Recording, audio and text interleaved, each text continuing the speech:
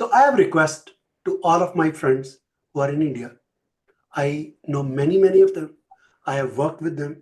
I have lived in India for about a year in Delhi. I know how smog is severely affecting areas in India and in Pakistan. And I know that there is a political divide and we are not able to bridge that gap at all at government level. I also know that this problem cannot be solved by Pakistan alone, and this problem cannot be solved by India alone. But India has a huge part to play in this thing. My request to all of my Indian friends is let's not wait for governments to get involved. Let us start talking about this issue that is plaguing our people every month, every year. You can see the data over here, how it is spread all over subcontinent. If you start a discussion, if you are a podcaster, science podcaster, and you want to bring this into attention, my request to you across the border in India is reach out to us. Let us work together. Let us bring this awareness to both countries together. Because unless a public perception increases, this is not going to work out for us. So, Kadisa, do you have anything to say that in English across the border as well? Gee, I'll just reiterate what you said. Okay, this is a common problem, and natural phenomena do not recognize any boundaries, any political boundaries, right? Uh, the smog that is because of emissions in Pakistan, smog that is as a result of emissions in India.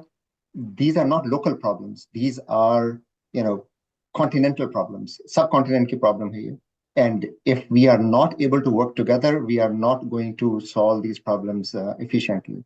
So my request to all, um, you know, uh, learned people in India as well as in Pakistan is let's forget about politicians. Politicians are probably not going to do that. Let's work together at technocrat level, at technical level, and see what can be done, how we can impress on our policymakers to work together and try to come up with solutions. This problem is not going to go away.